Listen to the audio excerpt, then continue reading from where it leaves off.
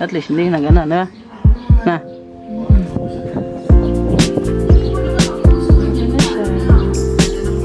And then bigla na lang nagsigawan sa labas ng yung sasakyan nyo, yung sasakyan nyo. Yung sasakyan, Ay, ginagano nila yung yung truck. Ayun, lesson learned na lang. Okay. So, since madalang na kami guys,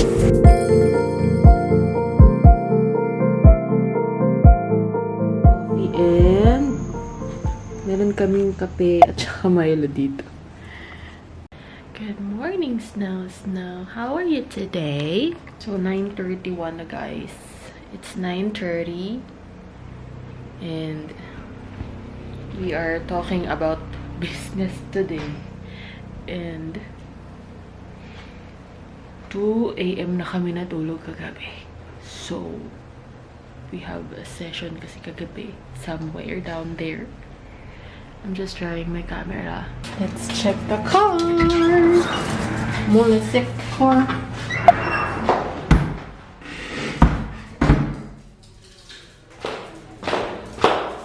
Ganda. Ang alamig bago. True? Yeah.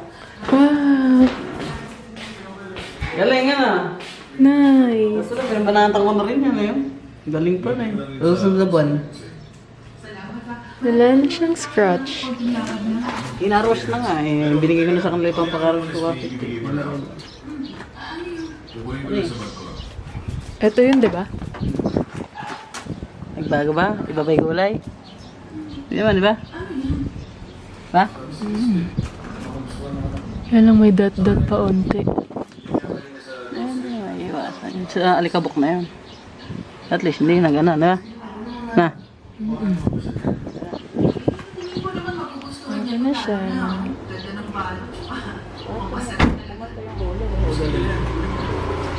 Na. Wina, wina. Nice one? True. Hindi na masakit. Ayun na. Ganda na siya ulit. Hindi na nakakahiya. Tara na. Ano yung camera?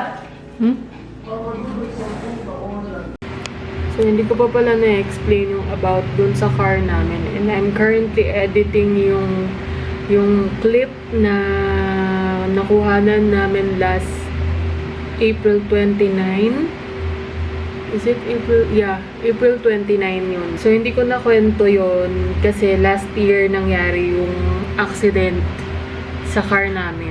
So, wala kaming fault kahit ano. Hindi ko alam kung meron akong vlog dito na in-explain ko yung about doon. Kasi ini-edit ko siya ngayon. So, i-explain ko na rin. And then, ilalagay natin to doon. So, yun nga. Yun nga yung nangyari guys. Last year yon around November or December. Hindi ko na matandaan. Pero, bago nangyari yung scratch na yun, merong isang truck na dumaan. Kasi yung car namin guys is nakapark siya sa labas ng store, ng tindahan. So, never naman kasing nangyari yun talaga. And, syempre matagal na kaming hindi nagpa-park doon. Hindi ko na-explain yung mga ganong bagay. Pero napaka-unreasonable din talaga. And ano rin talaga nung truck driver. Careless din talaga nung truck driver na yun. So, nakapark siya doon. And then, suddenly, merong pumutok na gulong na truck din, guys, ha. And super lakas, guys, nung pagsabog nung gulong nung truck na nauna. So, luckily, hindi siya doon mismo sa tapat ng pinagpaparkan nung sasakyan namin. And sobra akong nag-worried noon. Nalabuti na lang ako hindi doon sa may tapat ng sasakyan pumutok yung gulong kasi baka yung impact noon or something. Tapos, pinag-uusapan namin yun ni Tina, yung asawa ng kapatid ko. Buti na lang, hindi doon mismo nga. Yun nga, pinag-uusapan namin. Tapos, hindi na mawala sa isip ko yung about sa sasakyan. Kasi nga, yung sasakyan, nakapark doon. So, malimit talaga siyang maaksidente sa mga dumadaan. Kasi nga, yung daan na yun is hindi naman siya ganun ka-wide since barangay lang yung kinatatayuan and yung way na yun talagang daanan ng mga truck, ng mga motor, jeep, ganyan, or sasakyan. Pero supposedly, hindi talaga dapat dinadaanan guys ng trucks yun. Kasi nga, loob nga siya ng barangay. Pero makukulit yung mga trucks na dumadaan doon na nanggagaling sila sa kuhanan ng mga quarry, kuhanan ng mga bato or something somewhere else doon sa may gawing bungabon. So, yun na nga. Pinag-uusapan namin siya. And then, bigla na lang nagsigawan sa labas ng, yung sasakyan nyo, yung sasakyan nyo. Yung sasakyan, oy, oy. Ginaganon nila yung, yung truck. Sinisigawan nila yung truck. Pero, ang naririnig, bago yun mangyari, nagre-reverse na pala yung truck. Cute na cute pa si RJ doon sa may reverse sounds nung truck. Dahil yung reverse sounds nung truck is Doraemon, something Doraemon or hindi ko na maalala. Cute naman nung reverse sound nung truck, reverse effect, something ganun. So, binati niya pa yun. Nakitan pa siya dun sa may, sa may sound, reverse sound nung truck. Nun pala, maaatrasan na yung sasakyan niya, hindi niya pa alam. So, syempre, may mga blind spots yung truck na yun, dump truck na yun. Hindi naman siya super duper laki, pero dump truck talaga siya. Hindi siya mga 16-wheeler, pero may dumadaan na 16-wheeler dun sa barangay namin. But yung, ilalagay ko na lang dito guys, sa screen, yung itsura nung dump truck na naka-atras ng sasakyan namin. Tapos bigla na lang silang naghiyawan na tamang-tama na pinag-uusapan namin yung sasakyan, na buti na lang hindi siya tinamaan or hindi siya dun mismo sa tapat sumabog yung gulong. Ibang truck guys yun And then, syempre, merong truck na nakapark doon sa may harapan ng sasakyan namin. Likod, I mean. Kasi yung sasakyan namin, naka-way siya doon sa left side and then nasa right side naman yung isang truck. So, nung naunahan na niya yung sasakyan namin, doon palang pumutok yung gulong. Then, kung saan pumutok yung gulong, nandun yung truck. So, yung dump truck naman, dumating siya, dadaan siya doon. So, hindi siya makadaan kasi nga, merong truck na nakapark doon, which is yung sumabog yung gulong. So, ang gagawin ngayon ng truck is magre-reverse siya dahil pilit niyang pinagkakasya yung sasakyan o yung truck niya doon sa way, which is hindi naman talaga siya guys kasya dahil nga may truck nga na naka-park doon na mas malaki sa kanya. So yung truck kasi na yun, something 16-wheeler yata, so mas malaki talaga yun.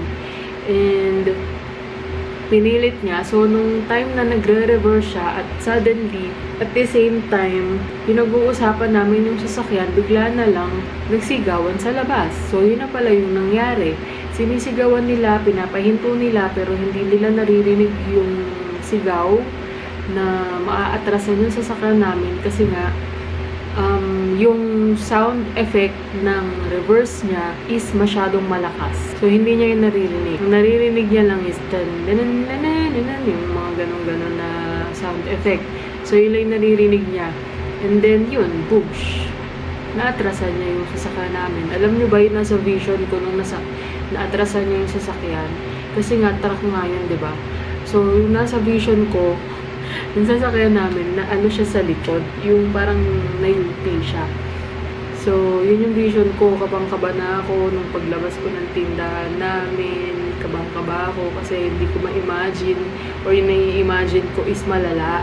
So, nung pagtingin ko, hindi naman siya ganun kalaki talaga na damage. Scratch lang siya, like yung pinaka-bakal or something nung truck. Sumadsad dun sa may pinaka hood nung sasakyan namin, something dito sa may part ng right side. Kasi nga nakapaganon yung sasakyan namin, ito yung likod. So, aatras siyang ganun, sumayad dun sa may pinaka puwet nung sasakyan namin. So, na-scratch lang naman siya, na gasgasan yung kanyang paint. Like, yun nga, like ito, ayan yung picture. So, yun yung nangyari. Grabe yung galit ko talaga dun sa truck driver na yun. Alam mo ba ako, napakahirap magpundal na hindi pa namin bayad din sa sasakyan na yan. Hinuhulugan pa rin namin yan. Tapos, ganyan lang ginawa mo. Sobrang ingat namin dyan. Tapos, ikaw lang makakapagpagasgas niyan. Alam mo yung masakit, yung parehas kayong nasa kalye, na nakasakay din kami. Tapos, alam mo yun, yung nagkaanuhan kaming dalawa. Pero hindi, nananahimik si Max doon na nakapark. And supposedly, hindi naman siya parking area. Pero, ano pa din namin yun. So, tapat pa din namin yun. And yung truck, supposedly, hindi rin dapat siya dumadaan doon. So, pinilit niya pa din talagang pumasok doon sa may way na yun na hindi naman niya kaya. So, hindi siya nagpa-assist, hindi siya bumaba, hindi niya tinignan kung kakayanin ba ng truck niya na umatras, or hindi niya man lang hinanap kung kanino yung sasakyan na yun para makadaan siyang mabuti, di ba? So, ayun, nangyari na yung nangyari. Napunta kami ng police station. Hindi ako pumayag, guys, na nung una hindi ako pumapayag na hindi nila pagagawa yung sasakyan. Gusto ko sa casa mismo dahil ayokong ipagalaw sa labas. Dahil hindi naman kami 100% sure na mababalik yung dati niyang itsura or yung paint kung sa labas namin siya ipagagawa. Pero ang ending, nanalo pa din sila, yung side nila na sa insurance nila kasi guys, expired yung insurance namin, hindi namin napa-renew. So, nanghinayang kasi kami guys sa insurance. Like, yung may free insurance kami pero nag-lapse na, hindi namin siya ni-renew kasi nanghinayang kami. Pero bad side din yun sa amin dahil kailangan talaga meron renewal yun kasi hindi namin alam na may policy palang ganun yung bank na pag hindi kami nag-renew ng insurance is merong parang fee sa kanila. Hindi ko na ikukwento yun sa inyo. Pero ganun yung nangyari. Nagpunta kami ng police station. Nangyari yun around 1 something. Tapos umalis kami sa police station ng magagabi na. Siguro kasi yung police is masyado ng matagalan sa pag-uusap namin. Pero ayun, matapang pa yung may-ari ng truck, guys. Yung mabait naman yung truck driver. Inaamin niya na may kasalanan siya. Pero tama lang naman aminin niya may kasalanan siya. Sorry siya ng sorry, ganyan. Pero yung may-ari ng truck, matapang talaga, guys. Yun yung gusto kong makasuhan. Kasi sa kanya nakapangalan yung truck na yun eh. So, kung magkakaso man kami, meron din siyang kaso doon kasi sa kanyang property yun and damage din sa property namin yung nangyari na yun nga. So, yun, nagkasundo kami, nagpirmahan kami, meron kaming police report, paano pagka hindi kami kinontak. Nasa isip ko na yun, guys, na hindi na kami kukontakin ulit. So, maya't maya, tawag kami ng tawag sa kanila, hanggang sa dumating na yung point na hindi na talaga sila kumontak sa amin. So, 1 week lang silang nakipag-usap sa amin na huwag kayong mag-alala, ipaayos namin yan sa insurance, bla bla bla, achuchuchuchu. So, wala. Hindi na rin namin hinabol, guys, kasi nga, ano lang din sa utak eh. Yung nasa-stress lang ako, tapos, ano pa, time consuming, ano lang siya, abala lang din sa amin. So, matagal din bago namin siya napaayos. Let's say, mga December, January, February, April. Nasa 4 months din. 4 months din namin siyang tiniis na ganun yung itsura niya. Hanggang sa hindi na namin talaga matiis. And yun nga kasi hindi ko talaga matanggap na nasugatan si Max ng ganun-ganun na lang. Alam mo yung ingat mo dun sa sasakyan mo. Tapos maaano lang siya. So, ayun, lesson learned na lang. Kung meron man makakapanood dito, guys, na something mangyari yun sa inyo, and na-disgrasya yung sasakyan nyo, tapos wala naman kayong kasalanan, alam ko sa sarili ko yun talaga, na ayoko talagang pumayag na sila yung masunod. Kasi kami yung naargabyado eh. Pero hindi ko alam, out of nowhere, syempre iiral at iiral pa din yung pagiging tao mo. Di, andun lang sa garahe. Inaarawas ko. Merong arawas ka naman. At least wala yung No more scratch na ang car natin, bebe! dapat kaya ako nagbibideo ka, galing mo pala ako. Guys, so ang tagal natin hindi nag-vlog.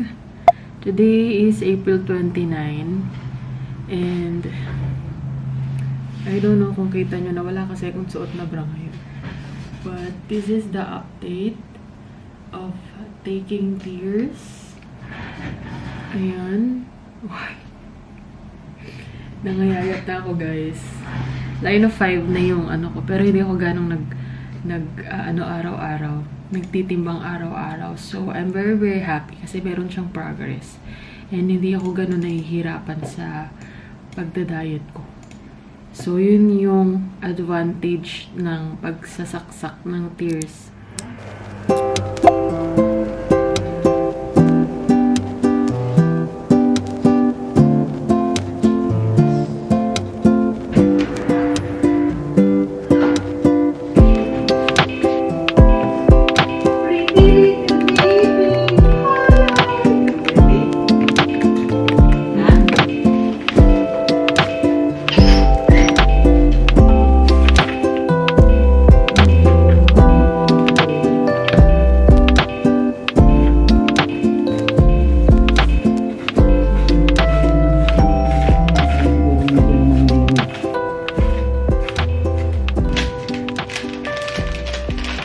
Malayo pa naman yung ano, Ay, nakikita yung ano ko. Ay.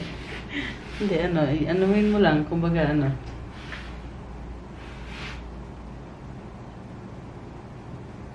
My goodness, saksak na naman. Hindi naman pumapayat. Napayat ba ako, B? Ha? Sure ka? Hindi na babawas yung timbang ko. Pero nakita mo naman. Ano? Puyat ka na. Siyempre, kinukuha ng hindi basta babawas yung weight mo yan. Kinukuha ng ibang part ng katawan mo yung taba mo. Pumupunta sa iba. Ganon. Kababags ko ng ganun kabilis.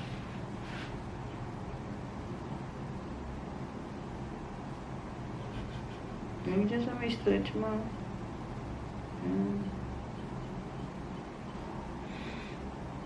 Itong ina, tapang mo.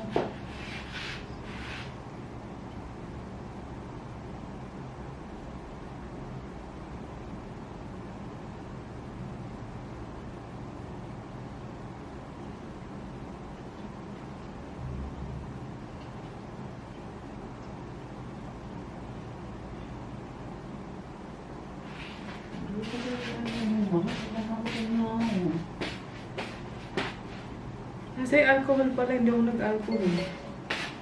Tuloy ka naman.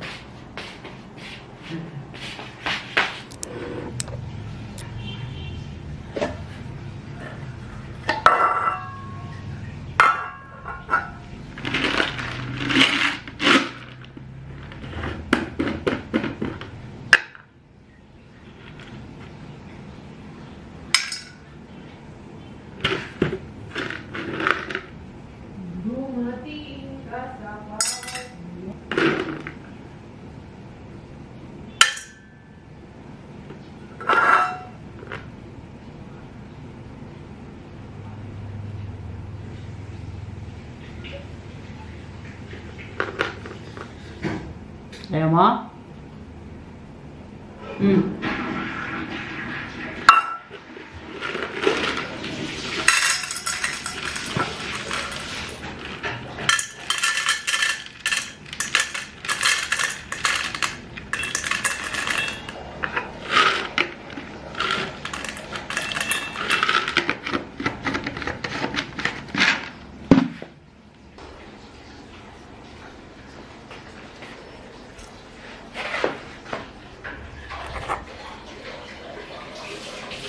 Goes now. Kain na. Come, sweet.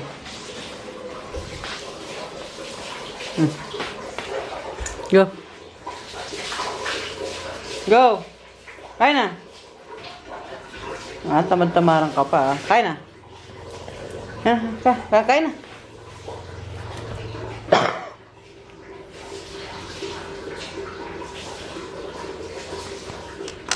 Nothing personal. We're going to unbox a parcel. Wait lang. So, since madalang na kami guys, lumabas ngayon. Sa online talaga akong bumibili ng mga skincare. Kasi pag sa Watsons mismo, sa physical store, ako bumili. Papadami yung lampot ko. So, kung Sa online lang ako bumibili. So, ano lang yung kailangan kong bilhin. Yun lang. Ano ang binibili? Lalo na pag kasi sa physical store ng Watsons ka bumili, nakakapili ka pa ng kung ano, di ba? So, bumili ako ng lotion. O kasi guys, Lux Organics user talaga ako. Hiyang kasi talaga ako sa Lux Organics. So, wala na tayong bulak. Kaya bumili tayo ng cotton. And then, for this time, ito naman yung binili kong lotion. This is niacinamide plus arbutin. Lightening and brightening, soothing din siya. So, pampaglow naman tong color pink. Last time, yung binili ko is yung color blue. Kasi mild, ano lang siya, glutathione. And then, ayan, bumili tayo ng Salon Pass. Kasi si Daddy, minsan masakit ang katawan. Eh, konti lang pala ang laman ng oxygen.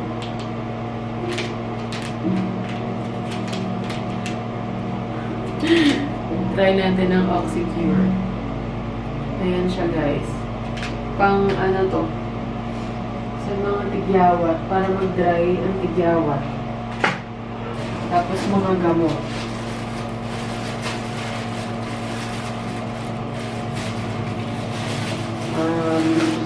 Biogesic. Order ako ng Biogesic. Solmox. Cetirizine. Ayan, lagi kasi ko nangangati guys. Kailangan ko to pang allergy. Tapos Diatap. Ayan, painahin natin si Daddy ng Solmox. Kasi hanggang ngayon, binuubo siya. Na actually ako ang nakahawa sa kanya ng ubo. Pero hanggang ngayon siya ang may ubo. Tomorrow na natin ibaba yung box. So, ayan. Inopen ko to kasi mag-skincare ako. Tomorrow ko na gagamitin yung lotion ko. Kasi nakaligo na ako. So, update sa pag-take ng tears. Ayan yung katawan ko. Hindi ko kasi guys binibigla yung sarili ko kasi ayoko ng pangit na pagkapayat. Gusto ko ano pa din, fresh pa din, ganun. Ayan, para hindi crash diet. Kasi pag nag-tears ka guys, as in wala kang ganang kumain. Pero ako pinipilit ko talaga kahit pa paano merong isubo.